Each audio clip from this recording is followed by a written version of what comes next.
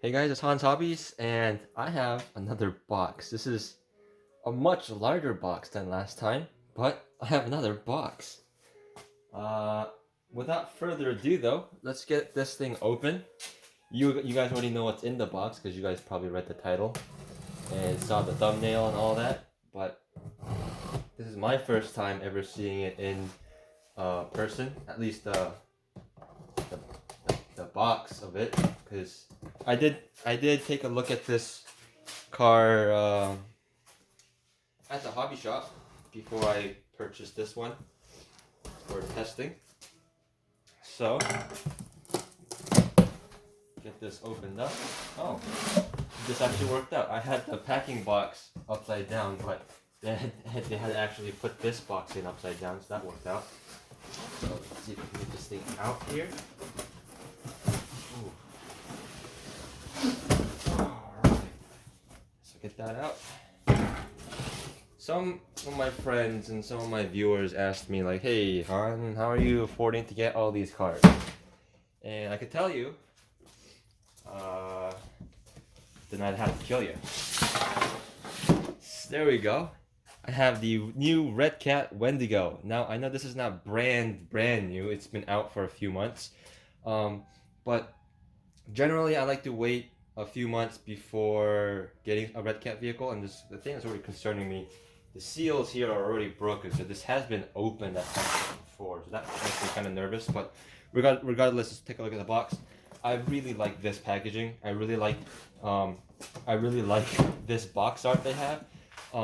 More companies need to do box art. Even Tamiya has stopped doing box art on their modern cars, and that makes me pretty sad. And it's amazing that Redcat, which for the longest time people considered an off-brand, is going out and doing a box art and everything. And this is their newest vehicle, like newest new vehicle. They have some other releases like the RCM T10E and stuff, but those are kind of re-releases, so those don't really count. This is their newest like in-house design car, and it's cool to see that they have box art on the car. So that's something I wish they will continue, and it's something that's pretty cool. Also, the packaging is really nice. Like all this is like the standard glossy packaging, but then the box art here is like matte black, and then all of these parts are like glossy. It's put a lot of effort into just the packaging, and I know some people don't care about packaging, but I think sometimes it makes a difference. You can see you can see the views of the truck there. More information on that side. A lot of information on this side. You can always pause the video if you want to see the same thing over there. So let's get this thing opened up. So the truck has been opened before, as you see, which is concerning because you saw me rip out the tape and everything. So clearly it wasn't me that did it. So it does seem like the truck is still new. It has all the packaging still on it.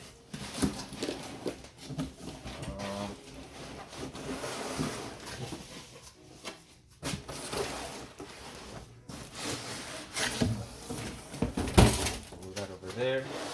Nice eco-friendly packaging. I really like that, and really hassle-free.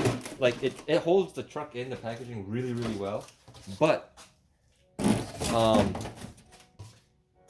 doesn't use zip ties or anything, and the truck's pretty easy to remove. It just lifts right out. That's really smart packaging design there. You're gonna see a lot of my back and my arms and stuff in this video because the truck is quite large actually. Surprisingly. Let's get all this other packaging and stuff out here. And if you don't want to see me struggle with the packaging, you can always skip the part. There we go. Remove that. There's nothing else in this. And finally,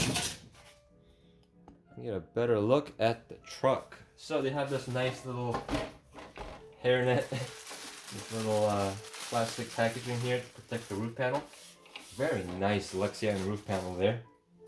Let's get some of the boring stuff out of the way before we get into the truck. Here is the RCR2CE radio. the standard radio. It's their updated one, which is nice. I like these radios. For some reason they gave me 2 bind plugs, so I don't know if that's a packaging error or what, but I have 2 bind plugs, I guess.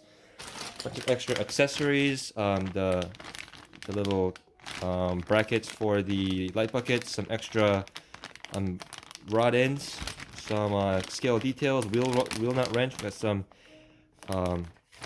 sand rails here, fire extinguishers, and an extra jerry can. So that's pretty cool. And then the manual, really nice looking manual there. Take a read through that if you have never had an RC car before. It's important to read through this, and it also has the ESC information in here. So with all that stuff out of the way, let's get the truck. So first impressions, it's a very nice looking truck.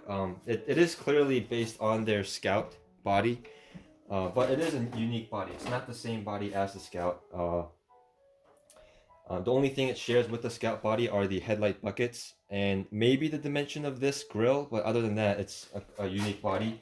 You can see it has nice roll cage detail, the molded in fan in the back, a fuel cell, that's actually a molded piece, which is nice. The high lift jack here is a sticker, but it's nice that the fuel tank here is a molded piece, that's nice. The roll cage feels nice and flexible enough, but also rigid enough. That's nice. I like this like urban camo, like winter camo-ish kind of pattern in the back. It's a very nice looking graphic, very mature for Redcat, because some of their graphics tend to be a little bit weird, but I like this one. I also like the light blue color of it, and I wish the blue was a little bit more vibrant blue, but it is still pretty nice. The tires are the Interco Super Swampers. These are the same tread pattern and the same brand and like model tire as the Gen 8 and the Gen 7, but these are 2.2s. They are much larger than the standard 1.9 Gen 8 tires or Gen 7 tires. I'll actually bring one over to show you. So here is a tire and wheel off of a Gen 8. You can see these tires are much larger, and the foams on these are much nicer as well. They're much softer, which will be good for rock crawling situations, but this is a rock racer and it has a brushless motor and everything, so it's pretty high speed. So I think they should have actually gone the reverse with the foams, because this right now, the Gen 8 foam, it's rock hard, because the foam they use on the Gen 8 is a weird memory foam, and it's cold in this garage right now. So if it gets a little bit cold, it turns into an absolute rock, whereas this one is a little bit softer. This one is something you would want a little bit stiffer of a sidewall, just for a bit better performance and traction. But it is what it is.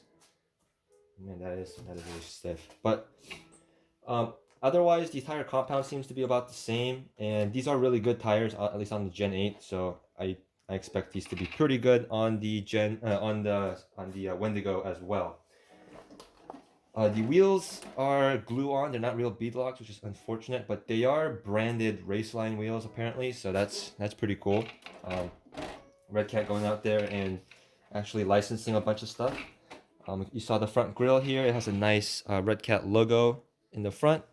I like this grille design.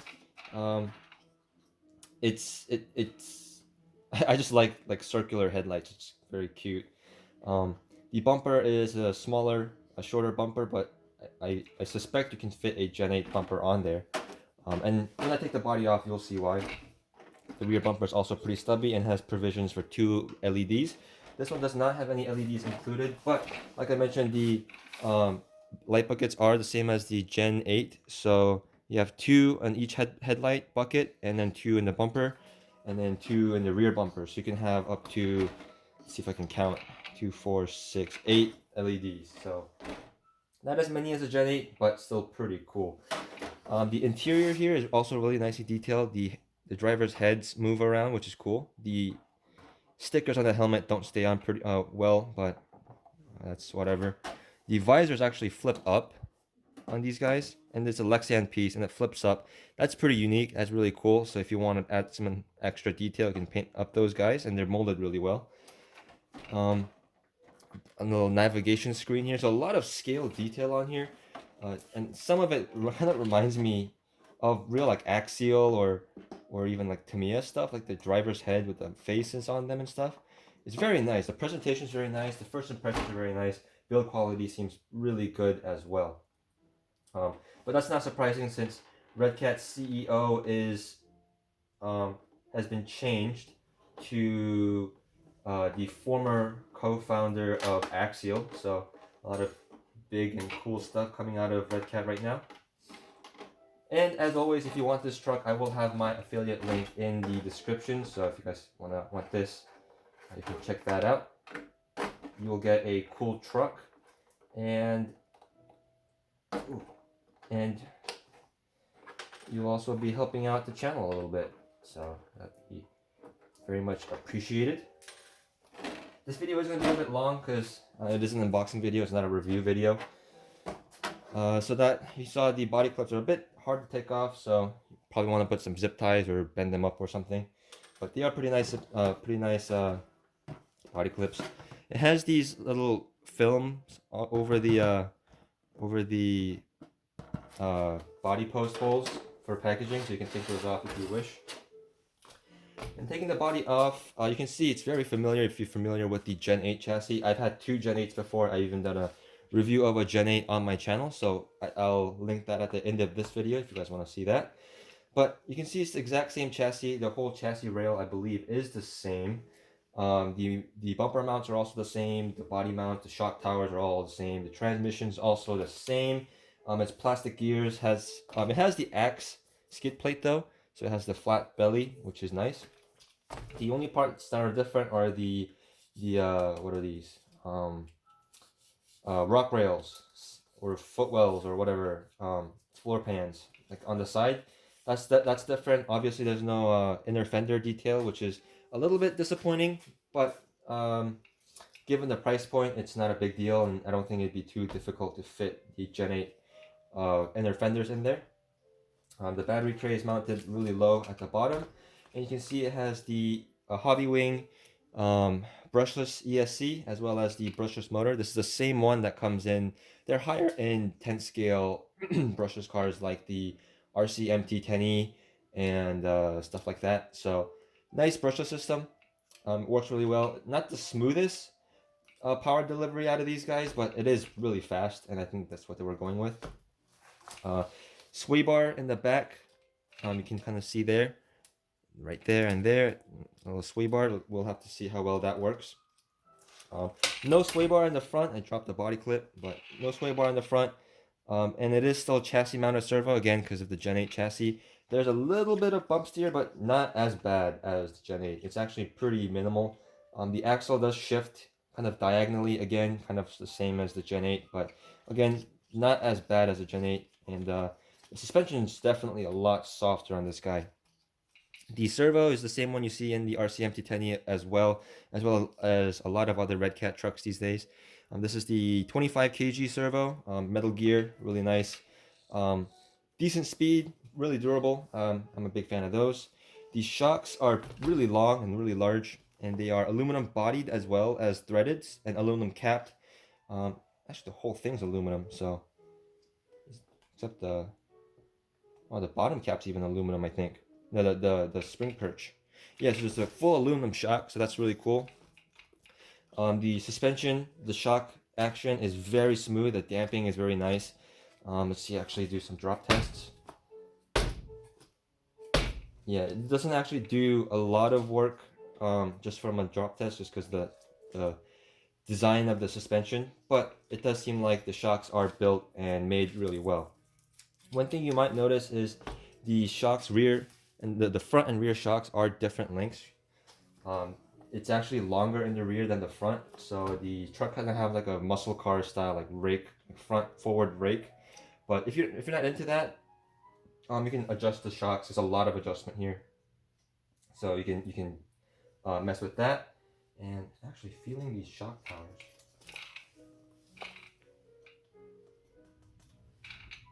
Oh wow, I think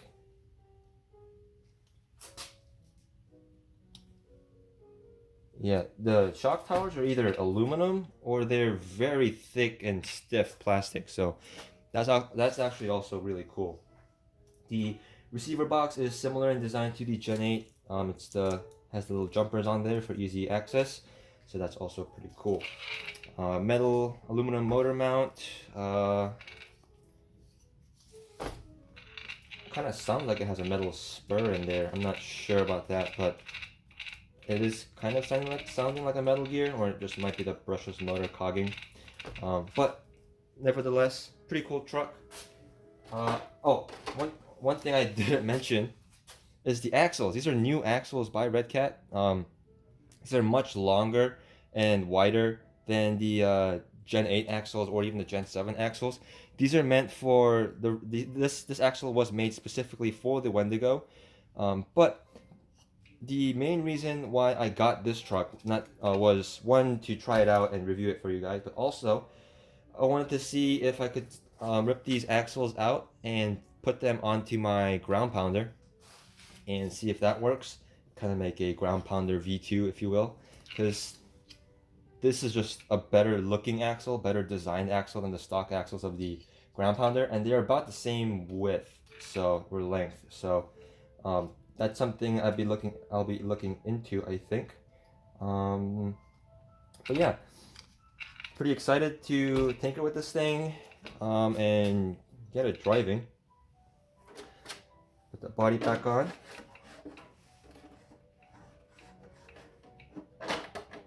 So it does still have some of the problems. It's not perfect. It does have some of the problems coming from like a newer company, like the suspension. As it compresses, the wheelbase actually changes a little bit. So that's a little funny.